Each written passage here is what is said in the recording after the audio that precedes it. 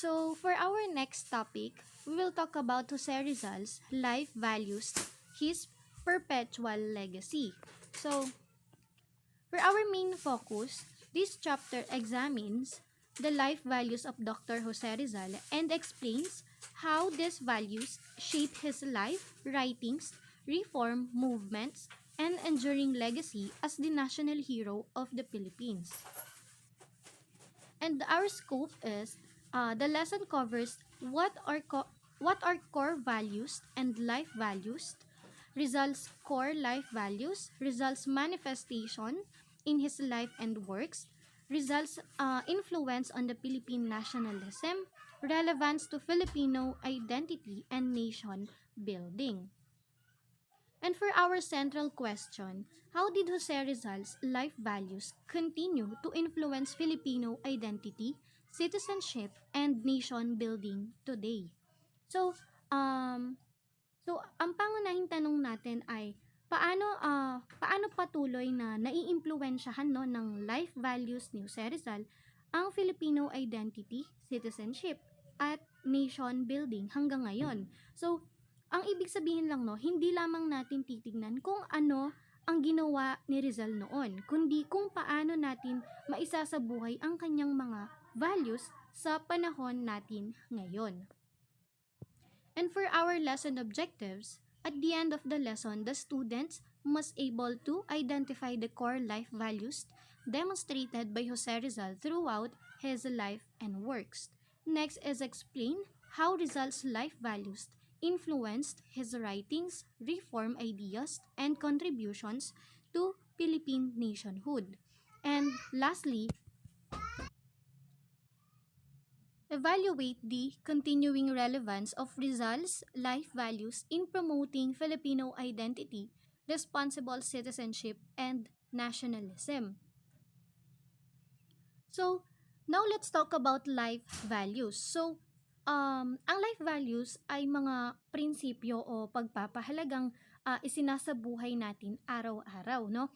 Nakakaimpluwensya ang mga ito sa paraan ng ating pag-iisip, pakikitungo sa ibang tao, at pagtupad no sa ating mga responsibilidad. So, hindi lamang ito mga salita dahil makikita ang tunay na values ng isang tao sa kanyang actions at paraan ng kanyang pamumuhay. So, Rizal's core life values, so we have love of God, nationalism and patriotism, courage, honesty, and integrity, love of fellow men, self-sacrifice, perseverance, and love of country. So, maraming values no ang ipinakita ni Rizal sa kanyang buhay. So, una ay love of God dahil mahalaga sa kanya no ang kanyang faith, and ikalawa naman is yung nationalism and patriotism dahil inialay niya no ang kanyang talento at kaalaman no para sa bayan. And mayroon din siyang courage dahil hindi siya natakot no magsalita laban sa injustice. And makikita rin sa kanya no ang honesty and integrity, love of fellow men and self-sacrifice, perseverance at love of country no. Ipinakita niya no ang mga ito hindi lamang sa kanyang mga sinulat kundi pati sa kanyang mga decisions and actions. So, next is Rizal's core life values.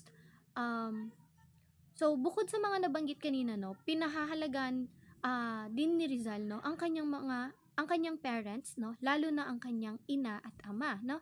Mayroon din siyang charity o willingness, no, na tumulong sa kapwa. Mahalaga rin sa kanya, no, ang devotion to truth.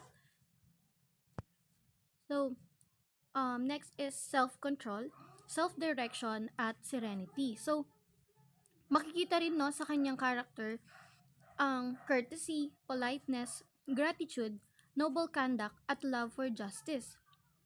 Ipinapakita nito na ang pagiging bayani ay hindi lamang tungkol sa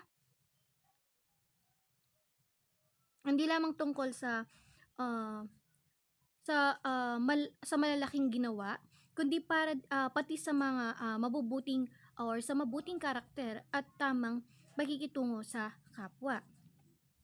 So, now let's talk about people who shape Rizal's values. So, um, malaki no, malaki rin ang naging influence no ng kanyang pamilya no sa paghubog ng kanyang values. So, kabilang dito sina Doña Teodora Alonso, which is yung mother ni Dr. Jose Rizal, at si Francisco Mercado, yung father naman ni Dr. Jose Rizal, at si Olympia Rizal na sister ni Dr. Jose Rizal. So, sa kanyang pamilya, no, ah,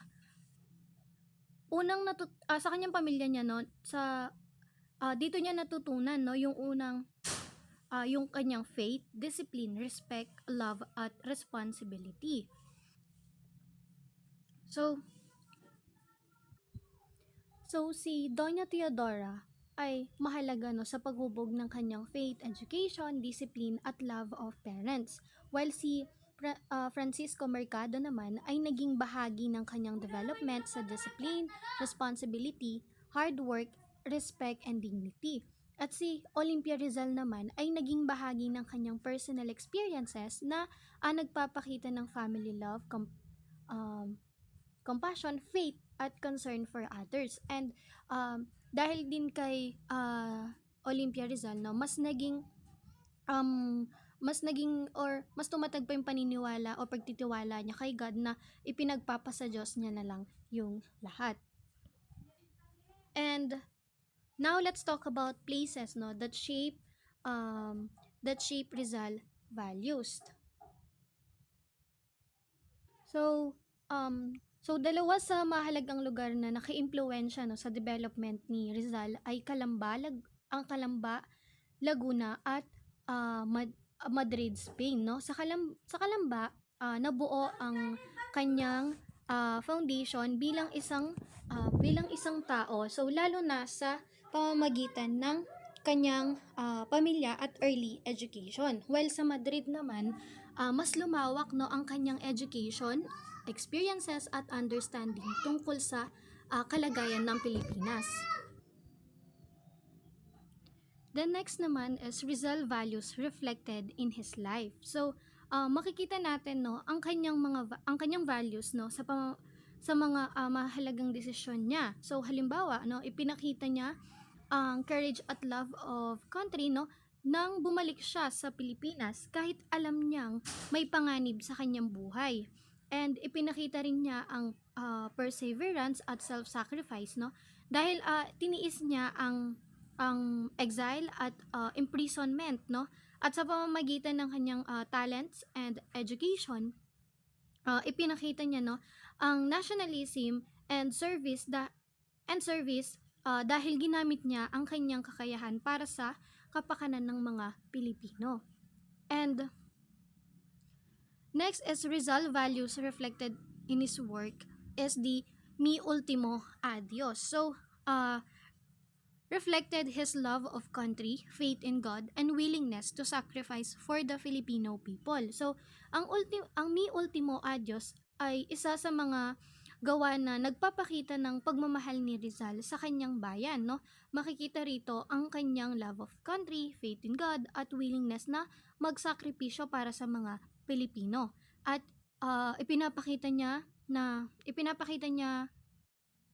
kahit malapit na siyang mamatay, no, nananatili ang kanyang pagmamahal, no, para sa bayan. And next din, Noli Me Tangere, reflected his love of country and devotion to truth by exposing social injustices. So, sa Noli Me Tangere, no, ipinakita ni Rizal ang kanyang love of country at devotion to truth, no, sa pamamagitan ng paglalantad ng mga social injustices at abuses na nararanasan ng mga Pilipino noong panahon ng Spanish colonial rule. So, ginamit niya ang literature bilang paraan upang mamulat ang mga Pilipino sa kanilang kalagayan. And next is the El Filibusterismo. So, sa El Filibusterismo naman, no, mas naging seryoso ang pagpapakita ni Rizal sa mga problema ng lipunan. So, ipinakita niya ang kanyang concern for justice at ang kanyang desire, no, para sa reforms. Makikita natin dito na gusto niyang magkaroon ng pagbabago, no, sa lipunan, at also is magkaroon ng mas makatarungang kalagayan ang mga Pilipino. And next is uh, hindi lamang sa malalaking events, no, makikita ang values ni Rizal. So natutunan niya ang disiplina, no, mula sa kanyang family. Nananatili rin siyang humble kahit nag-aaral siya, no, sa Madrid. Ipinakita niya ang self-control, no, sa kanyang pakikitungo kay Padre Paterno, at nananatili siyang faithful sa kanyang principles kahit maraming challenges, no. Ipinapakita nito, no, ang values ay dapat makikita sa ordinary actions at decisions natin, no, sa araw-araw. And malaki din, no, ang influence ni Rizal, no, sa Philippine nationalism, no, sa pamamagitan ng kanyang writings at ideas, no. Hinikayat niya ang mga Pilipino na magkaroon ng sariling national identity, no, at ipagtanggol lang kanilang rights at pahalagahan nila ang education. And naniniwala rin siya sa peaceful reform at moral responsibility. Kaya ang kanyang nationalism ay hindi lamang tungkol sa pagmamahal sa bansa, no, kundi tungkol din sa paggawa niya ng tama para sa kapakanan ng buong bayan. So, again, no, nung December 30, 1896, no, pinatay si Rizal sa Bagong Bayan. At ang kanyang pagkamatay ay naging simbolo to ng courage at patriotism, sa halip na mawala ang kanyang influence dahil sa kanyang kamatayan, no. Lalo pa itong pinalakas ang nationalist movement at nagbigay ng inspirasyon, no, sa maraming Pilipino. And the common misconception is Rizal lacked patriotism because he opposed armed revolution. Well, in fact, believe in peaceful reform, promoted education, defend truth, encourage national unity. So why Rizal still matter? So mahalaga pa rin si Rizal ngayon dahil ang kanyang values ay maaari nating gamitin, no, sa pagiging responsible citizens. Tinuturuan tayo ng kanyang halimbawa na maging honest, magkaroon ng integrity, magmahal sa bayan, maging compassionate, at magkaroon ng perseverance. Pinapakita rin niya na mahalaga ang self-discipline at paggamit ng ating talents para makatulong sa bansa. And sa panahon ngayon, no, mahalaga pa rin ang values ni Rizal dahil marami tayong kinakaharap na problema tulad na lamang ng corruption, no, at misinformation.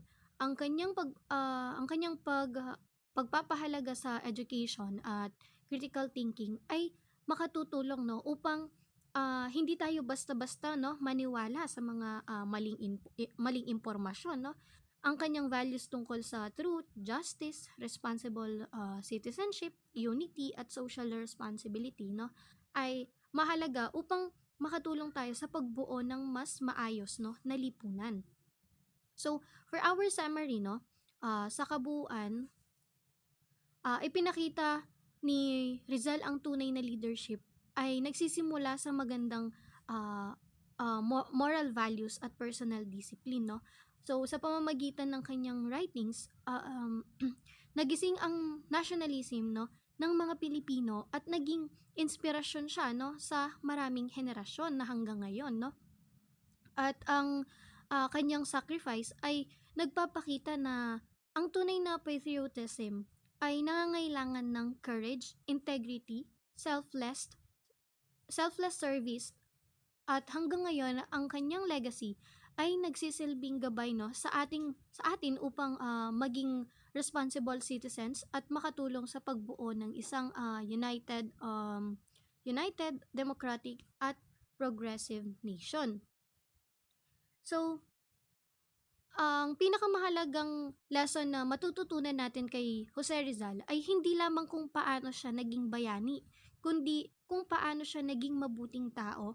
Ang kanyang courage, honesty, love of country, perseverance, justice, at self-sacrifice ay mga values na maaari nating isabuhay kahit sa simpleng paraan, no?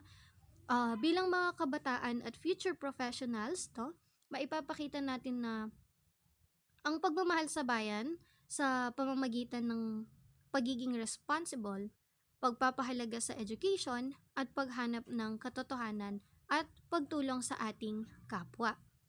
And that's all. Thank you for listening.